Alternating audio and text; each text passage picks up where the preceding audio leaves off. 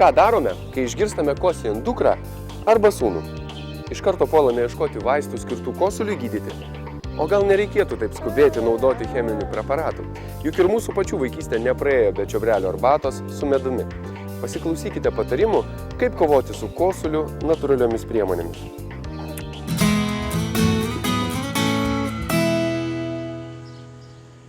Ankstesniuose savo reportažuose esame kalbėję apie kosulį ir efektyvų jo gydymo būdą – masažą. Kadangi netikėtai mūsų šalį sukaustė šaltukas, trauktis dar nesiruošia, o kartu su juo ir įvairios peršalimo ligos, manome būtina prisiminti lietuvių liaudies išmintį. Gerai daro tie, kurie nepamiršta, kad česnakas ir svogūnas yra ne tik puikūs pagalbininkai virtuvėje, bet ir didina organizmo atsparumą. Sakoma, kad kambaryje padėtas perpjautas svogūnas, skleisdamas savo aitrų kvapą, naikina įvairiausias bakterijas ir virusus. O česnako skiltelė nosyje dezinfekuoja ir palengvina kvėpavimą.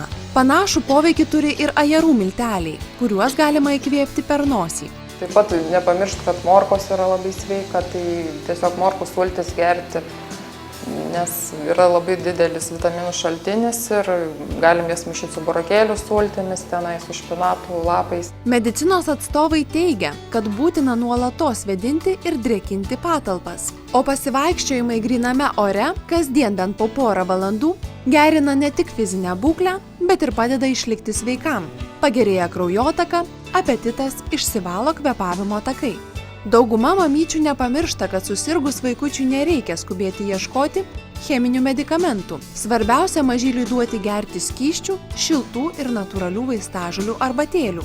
Įvairių arbatžolių nauda pastebėta jau seniai. Mūsų močiutė žolelių pririnkdavo ir žiemai paruošdavo dar vasarą. Na, o šiais laikais, kai ne tik mažųjų tėveliai, bet ir seneliai nuolatos sukasi darbų maratone, žolelių arbatomis pasirūpina vaistažolių ekspertai, tokie kaip Acorus calamus. Kosulys ir sudirgusi gerklė yra dažniausi simptomai, lydintys peršalimo ligas, o Acorus calamus arbatos pažymėtos broncho ženklu, skirtos būtent kvėpavimo takų veiklai palaikyti ir gerinti. Ten įeina čiobreliai, anyžių vaisiai ir įeina tūbių žiedai. Tai visi tie trys komponentai veikia prieš kosulį.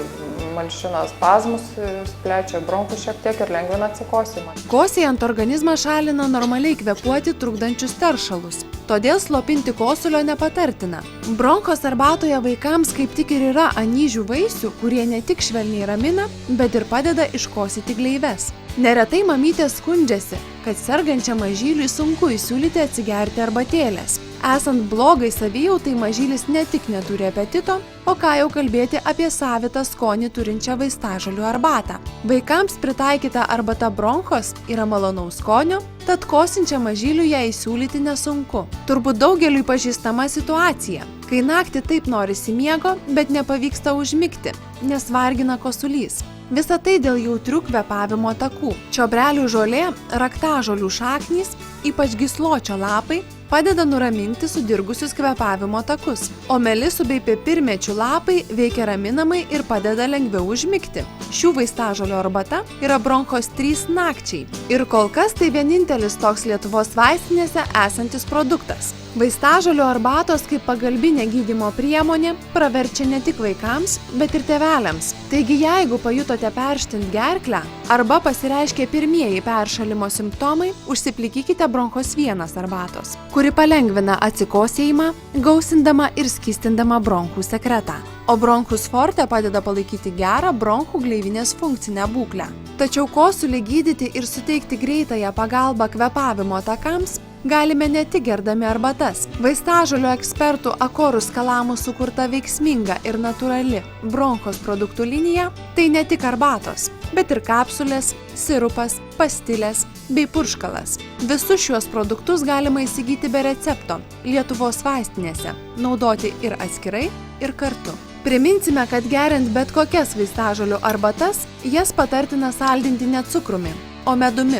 Tačiau medų reikėtų ištirpinti ne aukštesnėje nei 70 laipsnių temperatūroje, kad išliktų visos vertingos medžiagos. Taip pat žinotina, kad esant kosuliui padeda ir vaistažolių nuovirai, kuriais galima skalauti gerklę bei inhaliacijos. Vaistažolių arbatėles mažyliams galima duoti tuo met, kai šie jau moka gerti iš buteliuko. Tačiau kai kurias vaistažoles vartojant ilgai, gali pasireikšti alerginės reakcijos. Pavyzdžiui, žemuogių arbata arba jeigu daug vaikas valgo žemuogių, gali duoti alerginius dermatitus visokius. Arba, pavyzdžiui, jonažolių arbata, jeigu saulė jūs būna, gali sukelti irgi dermatitus, nes su ultravioletiniais spinduliais jungiasi ir duoda tokius. Ir net gali būti taip, kad jūs pavartojat arbatą ir tik po kurio laiko išryškėja visos tos reakcijos. Na, o pabaigoje pridursime, kad jei kosulys tiek jūs, tiek mažuosius vargina gana dažnai, vis tik patartina kreiptis į gydytoją, nes tai gali būti rimtos ligos priežastis.